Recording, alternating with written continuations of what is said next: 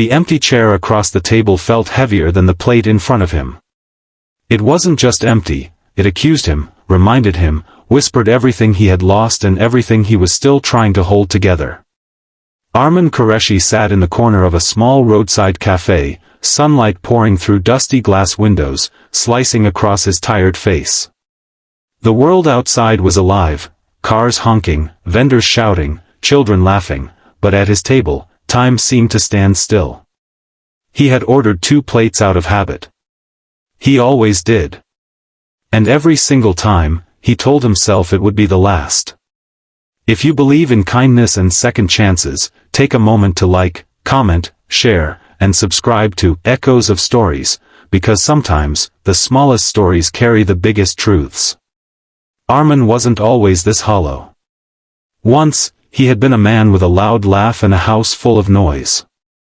But life had a way of rewriting plans without asking permission. His wife had passed away 2 years ago, leaving behind a silence that even his 5-year-old daughter, Meher, couldn't fully fill. And now, Meher was staying with his sister for a week, her first time away from him since the tragedy. It was supposed to be good for both of them. Space, they said. Healing. But no one told him how loud loneliness could get in broad daylight.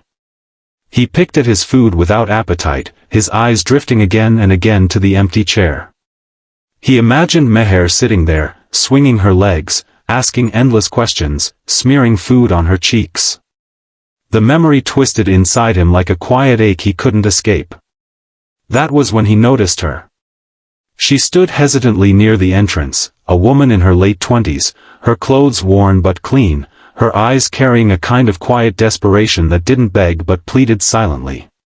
Beside her stood a little boy, no older than 6, clutching her hand tightly, his gaze fixed on the food around him. Arman tried not to stare, but something about them pulled at him.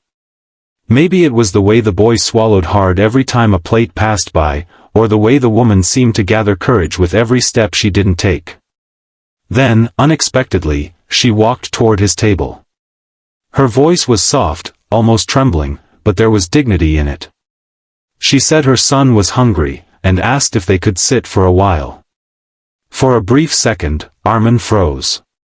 His first instinct was confusion, maybe even hesitation. This was his space, his moment of quiet suffering. Letting someone in felt intrusive. But then he looked at the empty chair again, and something shifted. He nodded. The boy climbed onto the chair as if it had been waiting just for him. His eyes lit up at the sight of food, but he didn't touch anything until his mother gave a small nod. Arman pushed the untouched plate toward him without a word. The boy ate like someone who had learned not to waste time when food appeared. And just like that, the silence at the table changed. Arman found himself watching them, not with pity, but with something deeper, recognition. The woman introduced herself as Sana, her voice steadier now, and her son as Rayyan. She didn't offer a long explanation, but her eyes told a story of hardship, of nights without certainty, of doors that had been closed one too many times. Arman didn't ask questions. He didn't need to. Some struggles spoke louder without words. As the boy ate, bits of food falling onto the table, Arman felt something unfamiliar stirring inside him. It wasn't sadness. It wasn't grief. It was something warmer, something he hadn't allowed himself to feel in a long time. Connection. The conversation that followed was simple, almost fragile. Sana spoke of trying to find work, of moving from place to place, of doing everything she could to keep her son safe. Arman listened, really listened, and for the first time in months, his own pain didn't feel like the center of the universe. When Rayyan finished eating, he looked up at Arman with a shy smile, the kind that didn't know how powerful it could be. And in that moment, Arman realized something profound: he hadn't just shared his table. He had shared his loneliness, and somehow, it had become lighter. Days passed, but the memory stayed. Arman found himself returning to the cafe more often, not out of habit, but out of hope. And one afternoon, he saw them again. This time, Sana didn't hesitate as much. This time, there was a faint smile on her face. What began as a shared meal turned into something more. Arman helped Sanaa find a small job at a local tailoring shop through a friend. It wasn't much, but it was a start. In return, Sanaa brought something back into Arman's life that he didn't even realize he had lost, the feeling of being needed beyond his grief. When Meher returned home, she was curious about the new names she kept hearing. Curious about the boy who liked drawing, and the woman who made the best tea. And when they finally met, something magical happened. Children didn't care about broken pasts. They only cared about the present. And in that present, laughter slowly returned to Arman's life. It wasn't perfect. Healing never is. There were still nights when the emptiness crept back in, still moments when memories hurt too much.